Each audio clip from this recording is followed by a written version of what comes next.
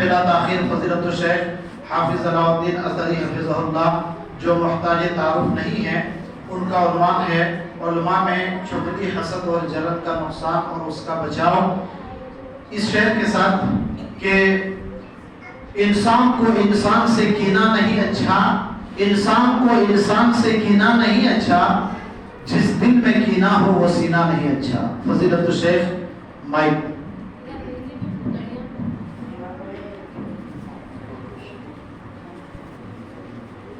إن الحمد لله نحمده ونستعينه ونستغفره ونعوذ بالله من شرور أنفسنا ومن سيئات أعمالنا، من يهده الله فلا مضل له ومن يضلله فلا هادي له، وأشهد أن لا إله إلا الله وحده لا شريك له، وأشهد أن محمدا عبده ورسوله، أما بعد، قال الله تبارك وتعالى في كلامه المجيد: أعوذ بالله من الشيطان الرجيم، بسم اللہ الرحمن الرحیم۔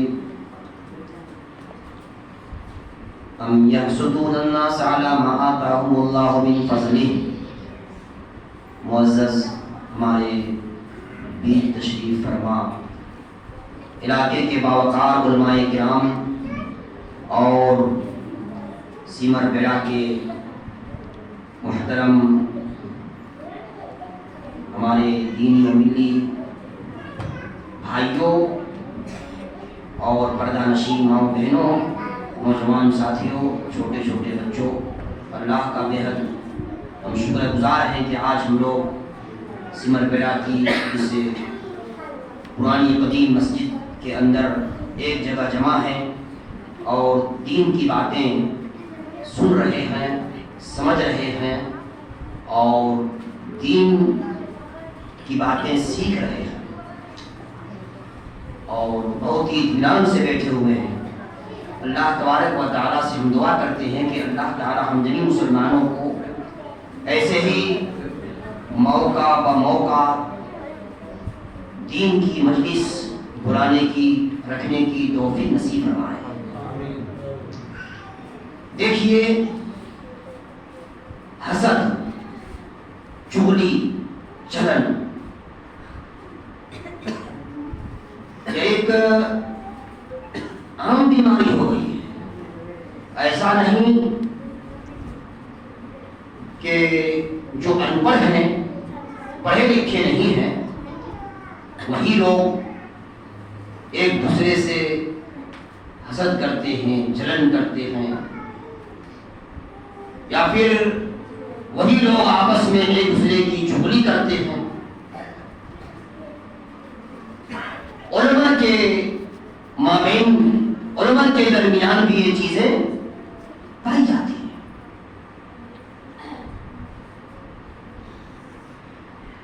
آپ دیکھیں گے اور مشاہدہ بھی کیے ہوں گے کہ ایک عالم دوسرے عالم کی برائی بیان کر رہا ہوتا ہے، چوک میں، چوراہے میں، سڑکوں میں، گلیارے میں، کہیں فلاں عالم ایسے، ہاں میں جانتا ہوں،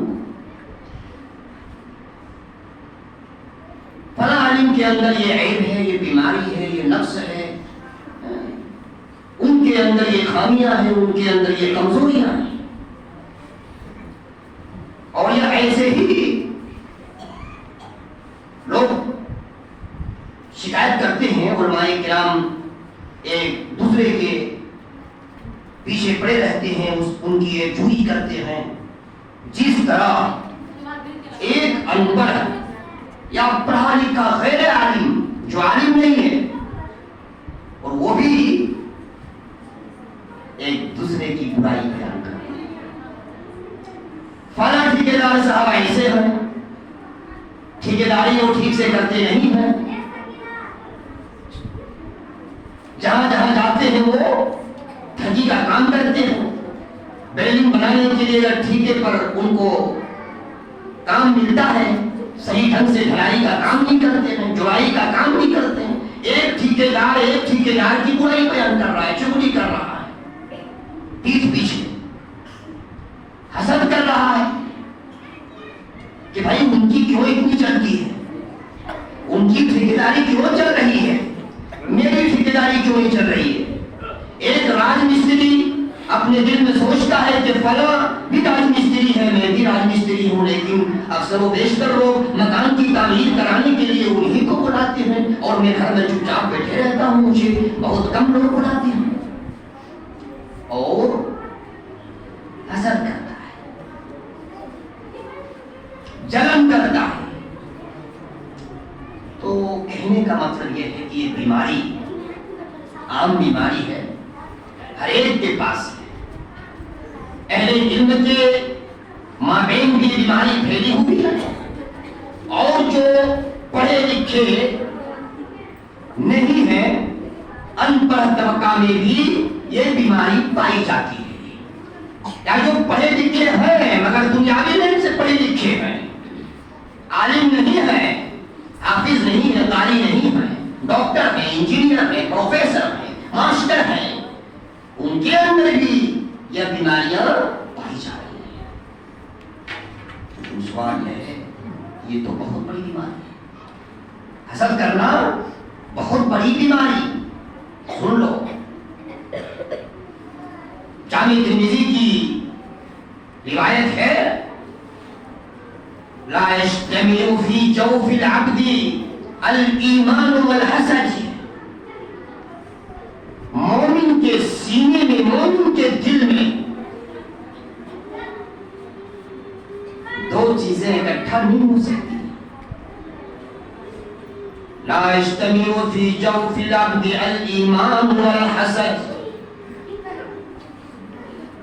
کسی بندے کے دل میں، کسی آدمی کے دل میں ایمان بھی اور حسد بھی، یہ دونوں مجتمع نہیں ہو سکتے۔ ایمان ہے، ایمان والا ہے تو حسد نہیں کرے گا۔ جب ان کے سینے میں ایمان نہیں رہے گا، ان کے سینے سے ایمان نکل جائے گا، وہی وہ موقع ہوگا جس موقع میں وہ ایک دوسرے سے حسد کرے گا۔ جب حسد کرے گا تو ایمان نہیں، اور اگر ایماندار ہے، مومن ہے، ایمان والا ہے، تو پھر حسد نہیں ممکن ہے۔ لیکن آج کل دیکھو حسد کس طرح لوگ ڈر رہے ہیں۔ میں کہتا ہوں کہ یہ عام بیماری ہے میرے بھائی۔ جب علماء کے دلوں میں حسد پائے جائیں تو علماء شما کا کیا کہنا، جن کے سینے میں اللہ رب العالمین نے قرآن کی تعلیم کو بھر دیا، حدیث کی تعلیم کو بھر دیا، ایسی تعلیم لوگوں جس تعلیم کی وجہ سے قوم کو ارتقا حاصل ہوتی ہے، بلندی حاصل ہوتی ہے، اور جس علم کی وجہ سے صحیح رہنمائی ملتی ہے، اگر علماء آپس میں ایک دوسرے سے جلن محسوس کریں، جلیں، حسد کریں، بغض رکھیں، کینہ رکھیں، دشمنی رکھیں، بھلا بتاؤ جو پڑھے لکھے نہیں ہیں، جو ان پڑھ ہیں، جن کو اللہ رب العالمین نے دین کا علم نہیں عطا کیا، ان کا کیا کہنا؟ کہنے کا مطلب یہ ہے میرے بھائیوں، علماء کے لیے پیغام ہے کہ علماء آپس میں ایک دوسرے سے حسد نہ کریں، اور کوئی بھی مسلمان، کوئی بھی مومن۔ حضرت انس بن مالک رضی اللہ تعالی عنہ راوی حدیث ہے، کہتے ہیں کہ نبی کریم صلی اللہ علیہ وسلم نے ارشاد فرمایا، لا تحاسدوا ولا تباغضوا ولا تدابروا وكونوا عباد الله اخوانا۔ اور لوگوں آپس میں ایک دوسرے کے لیے حسد نہ کرو، لا تحاسدوا ولا تباغضوا، اور آپس میں ایک دوسرے کے ساتھ بغض نہ رکھو، ولا تدابروا، اور آپس میں رشتے کو نہ کاٹو، تعلق کو نہ کٹنے دو، وَقُولُوا عِبَادَ اللَّهِ إِخْوَانًا، اور تم سب آپس میں بھائی بھائی بن کر زندگی گزارو، اخوت و بھائی چارگی کا پیغام پھیلاؤ۔ حسد کرنا نہیں ہے، حسد سے بچنا ہے. آپ حسد نہ کریں کہ فلاں شخص سے آج سے 1 سال پہلے پیدل چلا کرتا تھا، آج وہ 2 پہیا والی گاڑی میں سوار ہو کر چل رہا ہے. آج سے پہلے ان کے پاس 2 ویلر گاڑی تھی، آج وہ 4 ویلر گاڑی کا مالک ہو گیا. کل تک وہ کبھی کھیتی کے موسم میں کھیتی نہیں کیا کرتا تھا، آج وہ بڑا کاشتکار بن گیا ہے. کل تک بھی وہ کوئی بزنس مین نہیں تھا، وہ کوئی بیوسائے سے جڑا ہوا نہیں تھا، کاروبار سے جڑا ہوا نہیں تھا. آج وہ کاروباری بن گیا، آج وہ بزنس مین بن گیا، آج وہ بڑا تاجر بن گیا. کل تک ان کا مکان کوئی پختہ مکان نہیں تھا، کل تک ان کی بلڈنگ کوئی مضبوط بلڈنگ نہیں تھی، جھوپڑیوں میں رہا کرتا تھا، مٹی کے بڑے مکانوں میں رہا کرتا تھا. آج ان کا مکان پختہ ہو گیا، آج ان کی عمارت پختہ ہو گئی، آج وہ لاکھوں کے مالک ہو گئے، آج وہ جائیداد کے مالک ہو گئے. اور آپ کو یہ پسند نہیں آ رہا ہے. بھئی کل تک وہ اس حالت میں تھے، آج اور اس طرح اچھے پوزیشن پہ آ گئے. کل تک ان کا کچھ بھی چرچا نہیں تھا سماج اور معاشرے کے اندر، آج ان کا چرچا ہونے لگا، ان کی دولت کا ڈنکا پیٹا جا رہا ہے، ان کی تشہیر ہو گئی ہے. ایسے ہی علماء کے درمیان جانتے ہیں حسد کس چیز پر ہوتی ہے؟ پتہ ہے؟ عالم وہ بھی، عالم میں بھی، حافظ وہ بھی، حافظ میں بھی، قاری وہ بھی، قاری میں بھی، مفتی وہ بھی اور مفتی میں بھی. لیکن میں ان سے بہت پیچھے ہوں. مفتی تو وہ بھی ہے، مفتی ہم بھی ہیں، لیکن فتویٰ طلب کرنے کے لیے میرے پاس کوئی نہیں آتا، انہی کے پاس پہنچا کرتا ہے. عالم وہ بھی، عالم میں بھی، جی مقرر وہ بھی اور مقرر میں بھی، تقریر کرنے والا میں بھی اور تقریر کرنے والا میں وہ بھی. لیکن جب کسی اسٹیج پر مقرر کی حیثیت سے مدعو کرنے کی بات ہوتی ہے تو میرے پاس دعوت نامہ نہیں پہنچتا، فلاں کے پاس دعوت نامہ پہنچ جاتا ہے کہ فلاں تاریخ میں آپ کو تقریر کرنی ہے، واعظ و نصیحت کی بات کرنی ہے. یہی بات ان کو ہضم نہیں ہوتی اور چلتے ہیں کہ جس مدرسے سے میں نے پڑھا اس مدرسے سے وہ بھی پڑھے، لیکن ان کی پذیرائی ہے، ان کی عزت ہے، ان کی توقیر ہے، اور کبھی کبھی عہدے کی بھی لڑائی ہوتی ہے کہ فلاں کو عہدہ مل گیا، میں بھی عالم تھا وہ بھی عالم، لیکن فلاں کو ذیلی جمعیت کا ناظم اعلیٰ بنا دیا گیا، فلاں کو ذیلی جمعیت کا صدر بنا دیا گیا، اور فلاں کو صوبائی جمعیت کا ناظم بنا دیا گیا، فلاں کو صوبائی جمعیت کا امیر بنا دیا گیا، اور فلاں کو مرکزی جمعیت کا ناظم بنا دیا گیا، اور فلاں کو مرکزی جمعیت اہل حدیث کا صدر بنا دیا گیا. ایسا کیوں؟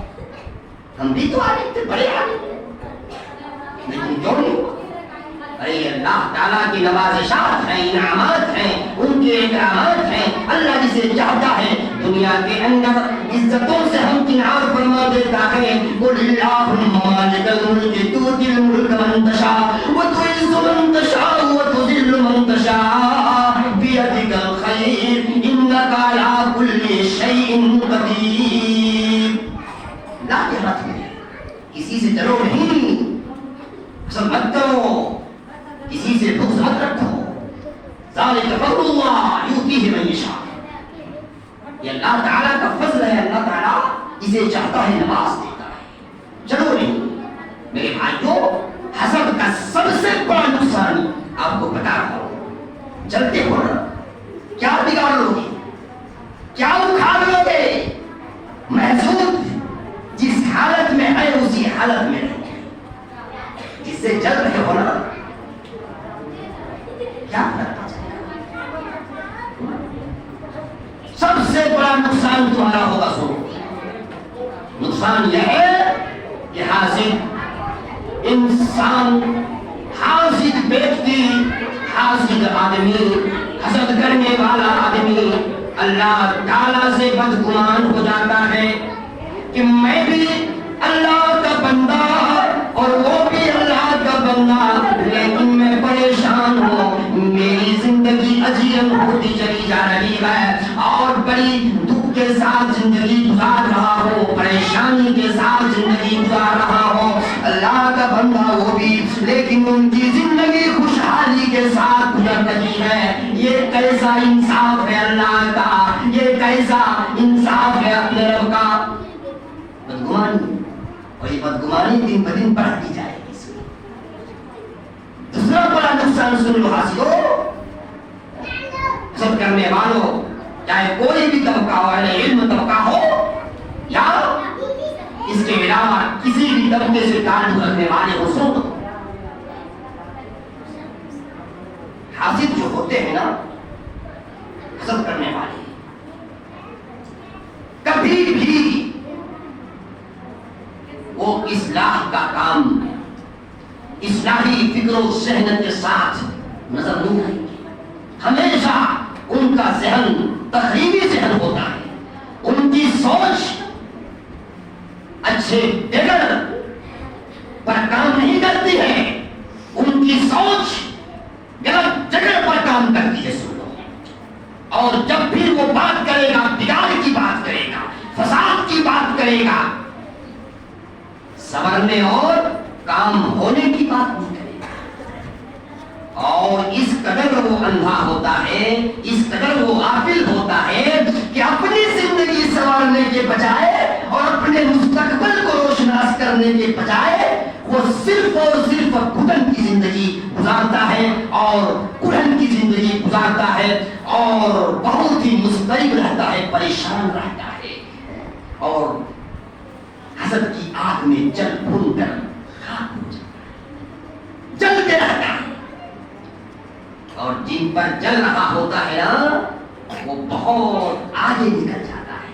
اور یہ جناب عالی حاسد جو سب کرتے ہیں، یہ اپنی جگہ ہی میں جو ہے رہتے ہیں، ارد گرد ان کا چکر، ان کا دائرہ بس وہیں تک محدود رہتا ہے. تو میرے بھائیوں، بزرگوں اور دوستوں، حسد کا فائدہ نہیں ہے، حسد حرام ہے. سن لو، کبھی بھی اپنے دل میں یہ تمنا پیدا نہیں کرنا، یہ خواہش پیدا نہیں کرنا کہ فلاں کی دولت چھن جائے، فلاں کی دولت غائب ہو جائے، فلاں کی دولت ضائع ہو جائے، فلاں کی دولت مٹیا میل ہو جائے. بلکہ لوگوں دلوں میں یہ تمنا پیدا کرنا کہ اے اللہ، جس طرح فلاں کو تو نے اپنا انعام و اکرام سے نوازا ہے، اے اللہ میری زندگی میں بھی یہ انعام و اکرام نواز دے. اللہم انی اسألک الغنی، اے اللہ تجھ سے مالداری طلب کرتا ہوں، غنی کا سوال کرتا ہوں، اے اللہ بے نیازی کا سوال کرتا ہوں. تو میرے بھائی بزرگوں اور دوستوں،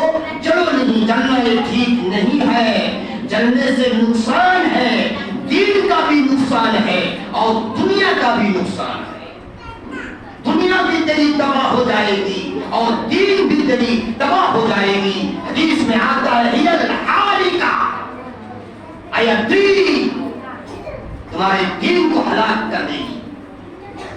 تو میرے بھائی بزرگوں اور دوستوں، اس سے بچا جائے. یہ تمنا مت کرو، یہ دلوں میں خواہش مت رکھو کہ فلاں امیر کیوں ہے، ان کی امیری صغیر میں بدل جائے، چھوٹا ہو جائے، بڑا ہوا ہے چھوٹا ہو جائے. یہ تمنا مت کرو، بلکہ دعا کرو. اور چاہیے کہ جو محسود ہیں انہیں دعا بھی کرنی چاہیے. بچنے کا کچھ طریقہ اپناؤ، کیونکہ کچھ حاصل ایسے ہوتے ہیں کہ سدھرنے والے نہیں. اگر ان کے پاس یہ بھی کہہ دو کہ اللہ تعالیٰ تجھے بلندی نصیب فرمائے اور تجھے مال و دولت سے نوازے، لیکن پھر بھی ان کے اندر جو حسد ہے وہ حسد ختم نہیں ہوتا، وہ حسد کرتے رہے گا، ہے نا. تو باہر کے دعا کرو اللہ سے کہ اے اللہ ہمیں ومن شر حاسد اذا حسد، اے اللہ حاسد کے شر سے ہمیں محفوظ رکھ جب وہ حسد کرتا ہے. بہرکیف باتیں اور بہت ساری رہ گئی، اللہ سے دعا کرو. حسد ایک بہت بڑی بیماری ہے، بہت خطرناک بیماری ہے، اس سے ہمیں بچا جائے.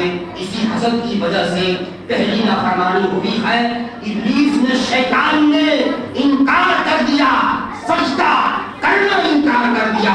اللہ نے کیا کہا تھا؟ اللہ کی سب سے بڑی نافرمانی اسی حسد کی وجہ سے سب سے پہلے ہوئی ہے، اور انکار کر دیا. کیا کہا کہ ہم سجدہ کریں گے؟ انسان کو پیدا کیا ہے مٹی سے، ہمیں پیدا کیا ہے آگ سے. خلقتنی من نار وخلقتہ من طین. اور سجدے کی بات کی جا رہی ہے، اللہ کہہ رہا ہے کہ سجدہ کرو، نہیں ہوگا سجدہ. اور قابیل نے اسی حسد کی وجہ سے حابیل کو قتل کر دیا. دونوں بھائیوں نے قربانی پیش کی تھی، ایک کی قربانی قبول ہوئی، دوسرے کی قربانی قبول نہیں ہوئی. کہا کہ اللہ متقیوں کی قربانی کو قبول کرتا ہے. معاملہ چل پڑا. اچھا ایسی بات ہے تو باہر گئی. اور سن لو، یوسف علیہ السلام کو کنویں میں ڈال دیا گیا. کس نے؟ اور کیوں؟ ان کے بھائیوں نے ڈال دیا، حسد کی وجہ سے کنویں میں ڈال دیا. باہر گئے.